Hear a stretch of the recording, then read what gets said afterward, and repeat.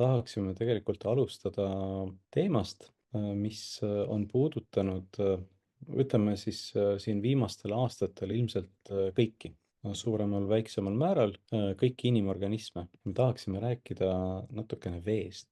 Ma tean, et me oleme seda teemat üsna tihti ja palju puudutanud, aga kunagi ei ole piisavalt palju, sest meile vahel tundub, et see ei ole nagu esmavajadus, noh nagu mobiiltelefon on ju, et mobiiltelefon on esmavajadus.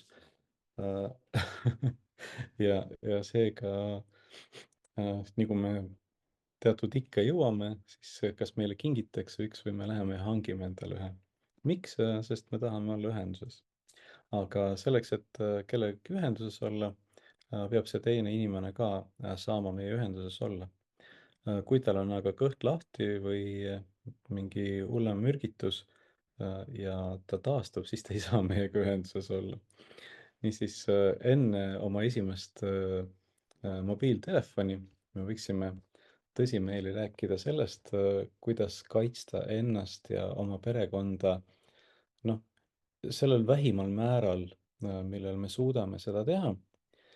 Ja meil oli paar päeva tagasi kohtumine ühe meie äripartneriga, kes on, noh, ütleme, et tervisevaldkonna tippekspert. Miks? Sest ta on väga palju aastaid ravinud loomi, aga ta räägib sellest hästi põgusalt ise ja me leppisime eile kokku, et kõik need olulised punktid, millest me vestlesime, ta toob täna üles. Ja ma kutsuksin siia enda kõrvale Aarne. Aarne, lava on sinu. Mina olen hariduselt veterinaararst ja natukene töötan ikkagi veel ka praktikas, tegelikult töötan. Ja siis müügiesindajana olen siis söödalisandeid, ütleme siis loomadele söödalisandeid, eeskätt vitamiine, ka prebiootikume, probiootikume müüvas firmas. Ja kohati tooted väga kattuvad meie tootevalikuga. Üllatavalt. Ei tea, miks. Näiteks see Nutrilite Fiber ja Balance Visin, pre- ja probiootikumid, need on loomadel ka olemas. Ma kogu aeg iga päev selgitan inimestele, loomadel seda vajalikku. Ja nii palju on käega löömist. Kui endal lüüakse käega, siis mis siis loomad. Ma alustasin sellest, et tegelikult, et kui me puhast vett nagu tahame juua, siis me peame tegelikult arvestama sellega, et tegelikult elu juurde käib kooselu mikroorganismiga. Et kas me tahame või ei taha, mikroorganismid on meie elu saatev osa. Ja nüüd, et selles mikromaailmas nagu hakkama saada, siis me oleme õppinud nendega koos elama. Ja tõestavad mikroobid, me proovime siis meie elust välja saada, võimalikult välja saada, ja siis asendada neid heade probiootiliste mikroobidega. Nii, et nüüd seda head mikromaailma toetada, selleks me siis tarvitame puhast vett, puhast toitu ja toetame oma soolestiku mikrobiomi siis heade probiootiliste toidulisanditega. Et mina isiklikult kasutan Nutrilite Fibrit ja teine oli see Balance Visin, mis siis üks on prebiootik ja teine on probiootik. Et põhimõtteliselt meil on vaja head bakterit ja ka sellele siis toidet. Meil on nüüd vaja teada seda asja, et tegelikult on meie soolestikus ja üldse elusorganismide soolestikus umbes 10% halbu mikroobe, umbes 10%. Ja kui see 10% mingi kõrvalmõjuga saab ületatud, kas me külmetume või sööme midagi, joome midagi halba, siis tekib mingi suurem osa tõvestavat mikroobe ja me jääme haigeks. Tekib haiguslik seisund organismil. Nüüd, et siis seda riski haigestuda maha võtta, selleks me kasutamegi probiootikumid. Ja tänu nendele samadele pre- ja probiootikumidele me saame selle 10% määra viia 4-6% peale. Olen kuulnud isegi 2%-st räägitavat. Loomade puhul ma olen nagu loomade alal rohkem, aga ma tean, et ma ise müün ühes firmas pre- ja probiootikume ja ma tean, et nende asjade kasutamisega on võimalik viia ka 2% peale alla tõvestavate mikroobide osakaal ja sellega me ütleme, et loomapidamisvarmides kõrvalmõjud, klimaatilised mõjud, liigniiskus, mis iganes halb mõju on, loomad ei jää nii kergesti haigeks. Aga sama kehtib ka inimestele. Et kui me juhuslikus kohas juhuslikku vett joome, see ei avalda meile nii ränka mõju. Ja meil tekib mingi puhver, üks 10%-ni jääb veel mingi puhver veel.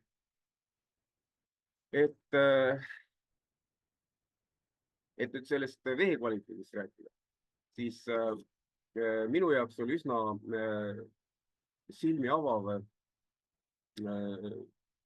pealtnägija saade number 926, võite Jupiterist järgi vaadata, ma eile otsisin selle üles, see on 926, 26. hooaeg. Seal räägitakse... Meil on tellitud... Et seal räägitakse Kose valla ühe küla, ühe talu näitel rullitakse rahti nagu Eesti vee olukord. Ja seal, ma ei pea seda saadet ümber jutustama, võite igaüks järgi vaadata, aga väga põhjalik info tuleb sealt. Aga mida me nagu üldiselt teame, või saime nagu teada, et vee kvaliteediga on rohkem hädas need inimesed ja need piirkonnad, kus kasutatakse mitte trassivett, kaevuvett, ehk siis hajaasustusega alad. 85% vetest on meil trassides. Aga nüüd sellest kaevuvetest umbes 75% on teadaolevalt saastunud bakteritega, need, mis on kontrollid. Aga on teada ka, et 160 000 Eesti inimest joob täitsa ilma kontrollimata kaevudest vett, täitsa kaevud ei ole kontrollid. Ja me nagu ei teagi seda täpselt, mis kvaliteediga me tegelikult siis seda vett joob. Lisaks lugege, vaadake Novator.ee, leidsin ka selle, Kristo Elias kirjutab väga ilusasti vee kvaliteedist Eestis. Avaldatakse meie põhjavee ohustatuse kaardid. Me näeme, et meie põhjavee tase on ohustatud, põhjavee kvaliteet on ohustatud ja on nõrgalt kaitsmata suures osas Eesti alast. Ja selline üks noor teadlane, Aln Riisenberg, kelle isa ma väga hästi tean ja tema venda oma erialalt, siis tema väga ausalt analüüsib põllumajanduslikust vaatest just Eesti pinna, ütleme siis jah, põhjavee kaitstust ja kaitsmata olekut, põllumajanduslike mõjude ja muude tööstuslikude mõjude vaatevinklist. Väga hea artikkel tegelikult. Nüüd, kuna me asume siis kaitsmata alal, siis tegelikult avaldavad kõik need pinnase tööd, kaevetööd, nagu ka selles pealtnägija saates on öeldud, et me liigutame seda pealmist moreeni järjest sügavamalt, me kaevame sealt midagi, viime nagu põhjavee taset vaikselt allapoole. Ja sellega tekib see olukord, et meie põhjavette hakkavad sattuma sellised lahti leostunud mineraalid või muud ained, mis on settinud sinna varandel aegadel. Kui põhjavesi liikus ennem ülevalpool, nüüd siis vaikselt allapoole ja meie põhjavee keemiline koostis hakkab muutuma. Teadmata suunas, meile teadmata suunas. Eri piirkondades täiesti ei tea, mis sinna põhjavette nüüd lahti leostub. Ja see on selles mõttes üsna reaalne hoiatus, sellepärast et mina ise olen loomakasvatuse alal, eks ole, teadlik ja tean, et omal ajal, nõukogude ajal, oli Eestis põllumajanduslik tootmine vähemalt 4 korda intensiivsem.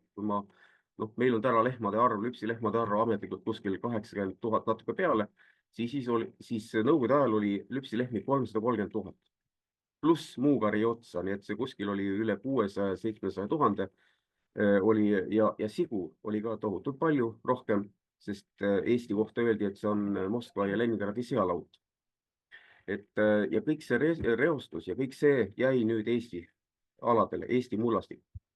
Ja mida ma veel tean, et loomi maeti, siis ei olnud ju sellist loomade põletamist, laipade põletamist, loomi maeti. Ja matmispaigad olid igas vallas, kolhoosis, sovhoosis tegelikult, jah, siis valdasid ei olnud, olid soosid, kolhoosid, olid ära registreeritud kindlad matmispaigad, aga olid ka registreerimata matmispaigad. Seda ma tean ka täpselt oma soosi näitel.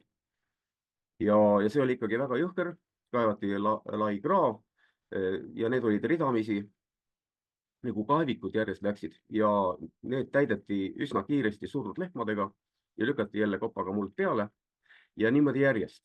Ja seal ei kontrollitud mitte midagi, põhjavesi läks kuhu läks.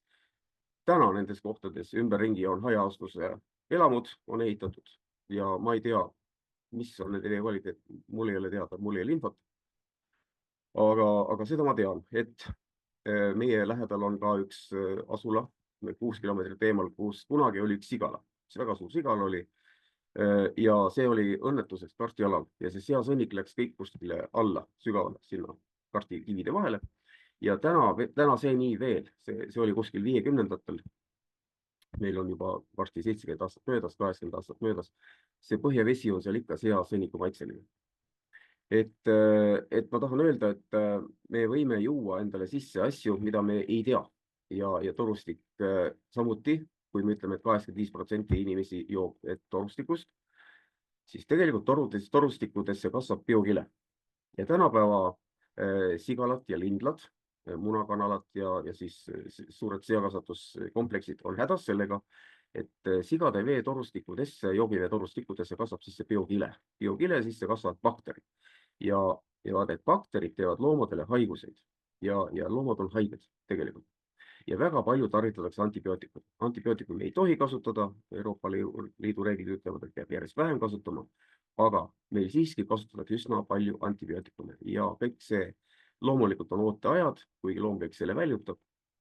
Aga taaskord, meie loodusel on ka antibiootikumide surve, aga see veetrass, et inimesed ju joovad ka trassivett ja meile öeldakse, et see on puhas.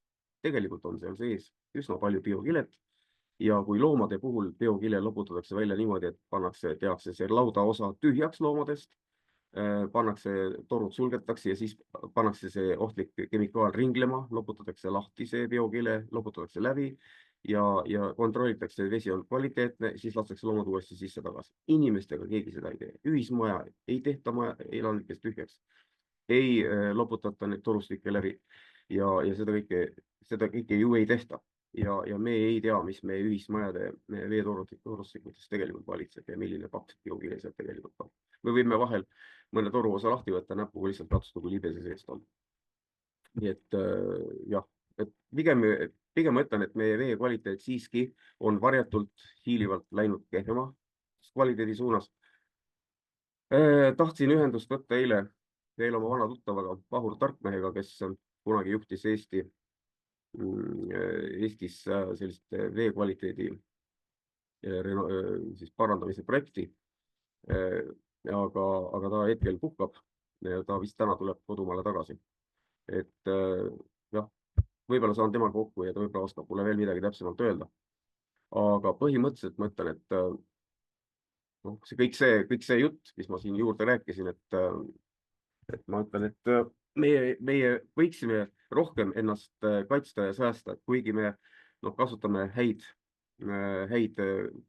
seedimist soodustavaid baktereid, probiootikume, prebiootikume, siis vahel võib juhtuda nii, et me lihtsalt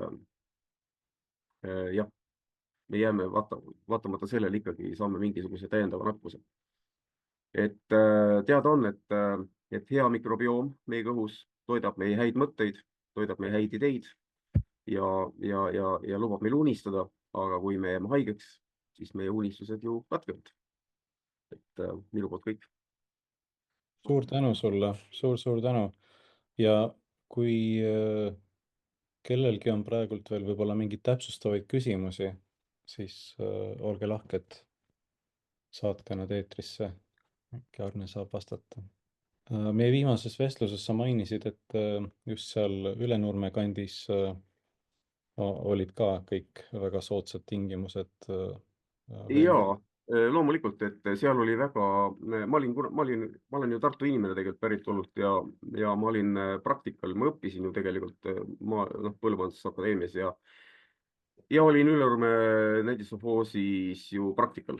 ja noh, seal oli ikka väga intensiivne loomakasvatus ja nendes piirkondades, kus täna on ühe pereelamud, ridaelamud, siis lasteaiad, kauplused, ma imestan, et seal olid tegelikult loomadega täidetud alad ja seal olid karjatamisalad ja sinna põhjavette võis ikka sattuda päris palju ja loomulikult olid seal ka matmispaigad. Nii et ma ei imesta, et seal midagi nüüd lahti leostunud on. Ja tegelikult üks asi, mis ma unustasin ka mainida, et tegelikult põllumajanduses kasutati sellist mürki nagu DT. Ja vaat see mürk meil Kohilavas on ka, vana Alevi vanem rääkis, on pinnasesse kusagile siia maetud, kuskil meil siin Kohila kalmistul lähedale, 5 autotsisterni suurust täisvedelat DT mürki, mis on teraskonteinerites, aga mis võib ajapikku läbi roostetada. Meil vana vallevanem, ta veel täna elab veel, ta on 80 vana, aga ta mäletab seda, kui neid kaevati. Ja ta ütles, et selliseid mürke kasutati üle Eesti. Eesti oli väga eeskujulik ju põllumajanduses ja eeskujulikult kasutati ka uusi mürke. Aga kui selgus, et need on tegelikult väga ohtlikud, siis loomulikult maeti need kohe maasse ja selliseid matmispaiku on Eestis palju. Aga keegi küsis midagi. Jaa, Mari-Liis küsib chatis, et mis järjekorras peaks pre- ja probiootikume kasutama? No pre on enne ja pro on pärast, et pre käib, võib ka koos võtta, aga pre on ikkagi rajab nagu tee, asustab ära need kiudained, võtavad positsiooni sisse ja kui pro tuleb, siis tal on juba laud kaetud. Et pro on elus organism ja siis ta juba leiab, et kõik on hästi ja ta saab kinnituda sinna külge, hakkab paljunema ja hakkab tootma vajalikke happeid. Et siis seedimise mikrobiomi kontroll üle võtta nagu ja siis suruda tahapoole neid halbu, kellele see kõrge pH üldse ei meeldi. Enterokokid, koolilaadsed, Escherichia kooli, salmonella minu pärast. Isegi salmonellat saab kontrolli all hoida. Toitudes. Siis Hillar küsib, kas biokile tekib raudtorustiku või ka PVC torustiku? Olen mõlemasse näinud. Olen tegelikult mõlemasse näinud, et ma kunagi olin farmis juhataja, kus olid ka PVC torud. Ja tõepoolest ka seal ikkagi tekkis, et jah, kuigi ta ütleme liigub natukene rohkem või niimoodi, aga ma olen näiteks näinud lüpsifarmis, kuidas piimatoru, kus piim läbi käis. Noh, see ei ole küll tänane teema, aga ma ütlen, ärge jooge toorpiima farmides, ärge jooge. Te ei tea, mis seal sees on, kus see läbi jookseb. See on õudne. See on õudne. Ärge jooge, ärge jumala pärast ostke farmides toorpiima. Jooge pakipiima, pulbripiima, aga mitte seda. Kui te ise oma käega lehma ei ole lüpsunud, siis ärge seda muud piima ärge jooge. Väga hea tähelepanek. Aga no meie puhta vee, me saame kõike oma kodudes ära lahendada e-springiga. Just. Jah. Ja see annab selle garantii, et me ei saa neid lööke sisse endale, ootamatuid lööke sisse. Ja noh, väga paljud meist käivad igapäevaselt ringi oma joogipudelitega, kus on kodust kaasa võetud vesi, et noh, tänases situatsioonis see on nagu ülitähtis, et niimoodi toimetada. Jah, ma käin ka töö juures e-springi veega pudel kaasas ja mulle teatas seal sekretär üks päev jah, et huvitav, kas sa oled maitsnud, meie torustikul on imelik vastik maitse torustiku veel. Ma ei tea, ma joon e-springi vett, ma ei tea. No jah, sa muidugi jood seda vett. Aga ma olen ka nüüd proovinud maitsta seda vett, aga nüüd jälle ei ole.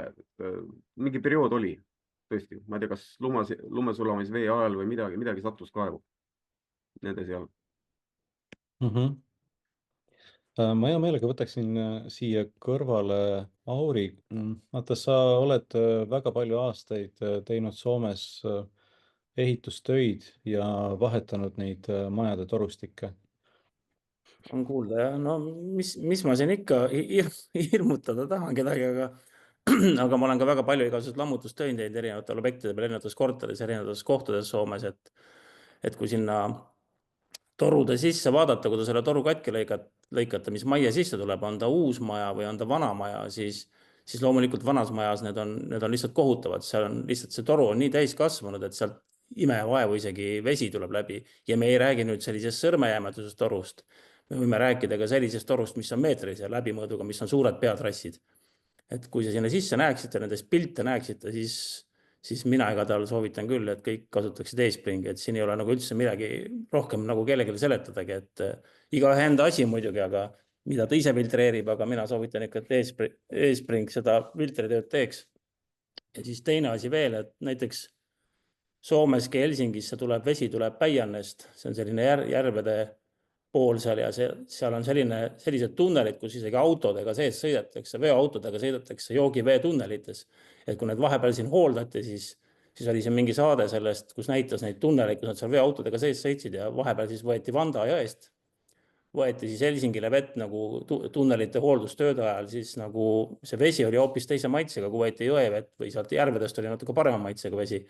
Aga mõelge ise, kui seal sõidavad autod ja asjad ja mis iganes on ja siis nad peavad tänapäeval sellele veele lisama igasugused lisaaineid, et nagu lihtsalt see püsiks enam-vähem nagu puhtana selle mingitegi normide piires.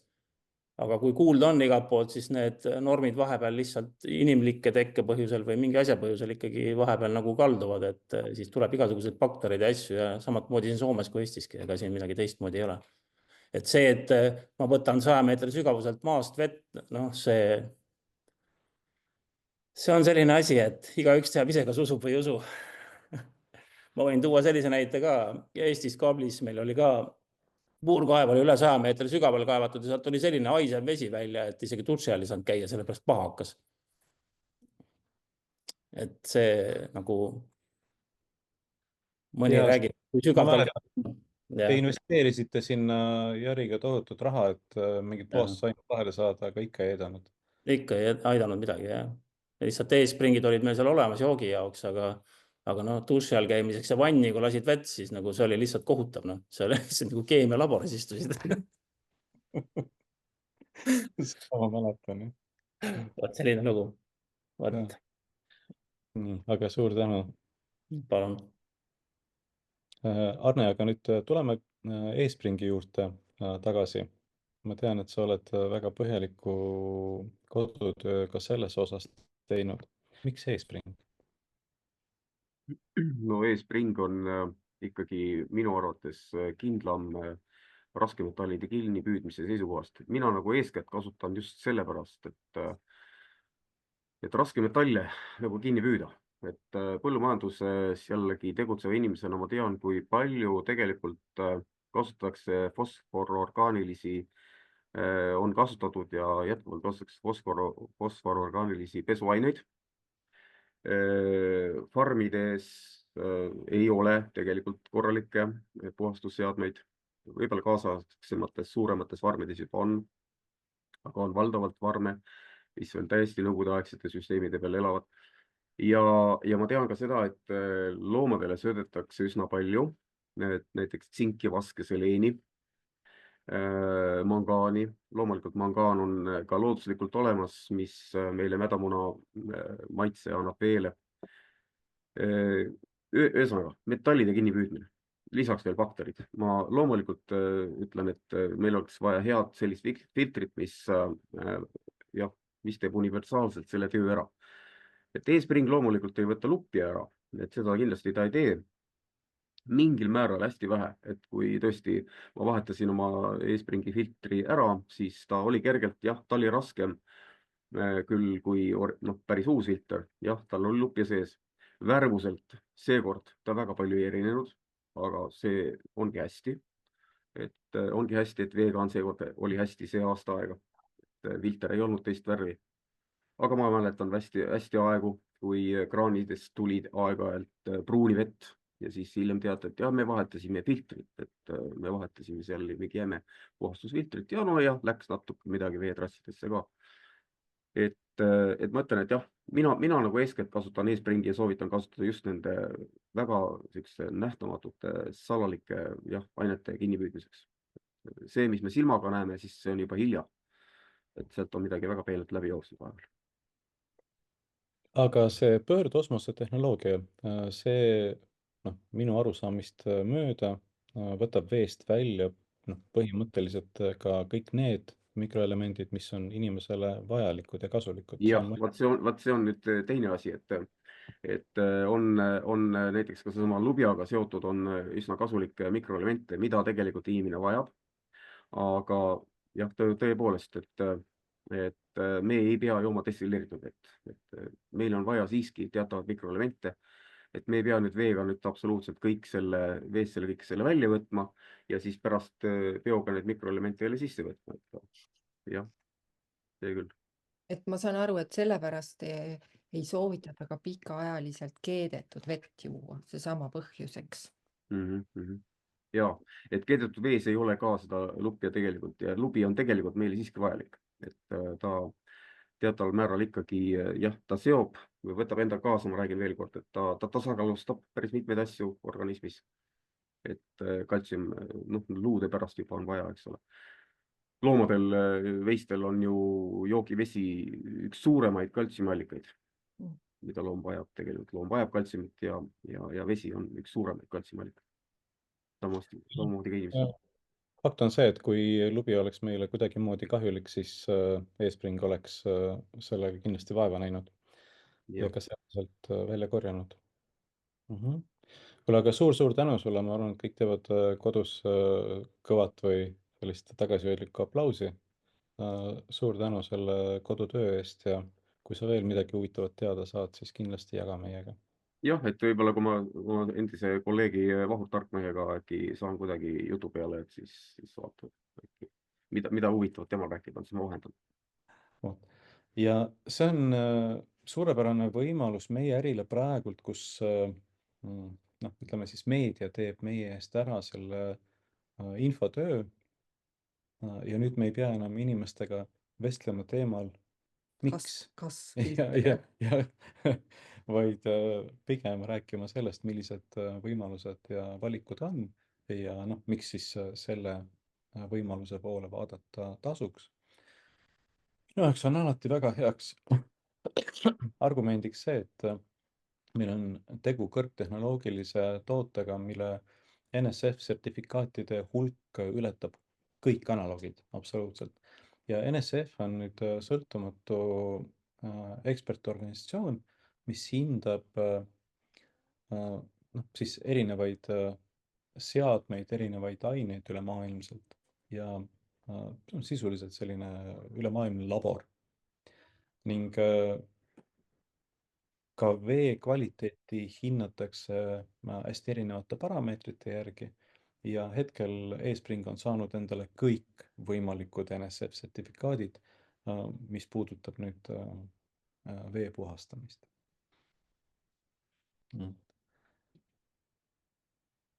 Ja küsimus oli, et kas saaks pilte, Taimo praegult jagab siia meile chati mõningaid õudseid pilte torustikest, aga kes otsib, see leiab kindlasti, te avastate neid veelgi ja kindlasti on teie sõprusringkonnas mõni tuttav, kes tegeleb mingite torustike paranduse või vahetusega. Küsige, olge uudishimulikud, küll te need materjalid kätte saate.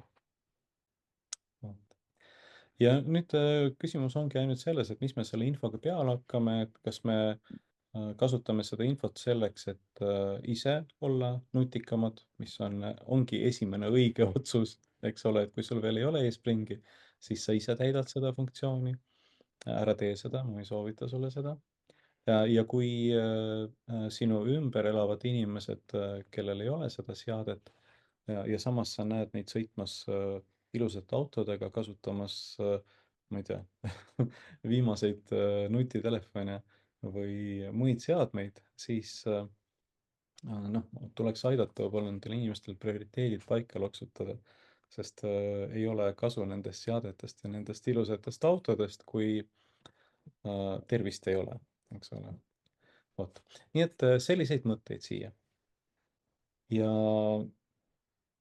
ma väga loodan, et kui siin selle järgmise nädala jooksul mõned teist siis edukalt viivad selle informatsiooni ellu, siis te jagate ka seda sisendit meiega. Meie jagame eritega kindlasti oma kogemust ja sisendit teiega, kuidas inimestele selle väärtuspakkumisega esile tulla ja kuidas neid aidata.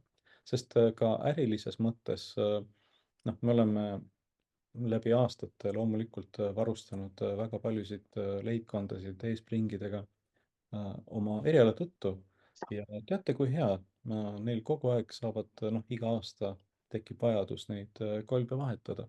Nii et see on püsiv käive ka meie ärile, nii et mõelge, kui teist lähtuvalt on 10-15 eespringi müüdud, see tähendab seda, et iga aasta tuleb 10-15 kolbi tellimust, aga muidugi või te saate läbi e-springi, mis on hetkel siis esimene vajadus, võib-olla inimesed tahavad ise hiljem siis liituda kaubamajaga ja omale ise need filtrid ja võib midagi veel kindlasti siis soetada, on ju. just, et see võib olla sihuke hea ukseavaja. Mhm. Jah, just hetkel, tänapäeval, kus see on hästi-hästi aktuaalne. Ja seda tõesti on, et Vot. nii et tundke huvi oma naabrite käest, kuidas nemad oma joogivett puhastavad, kas nad puhastavad ja öelge, et teil on pakkuda väga hea lahendus.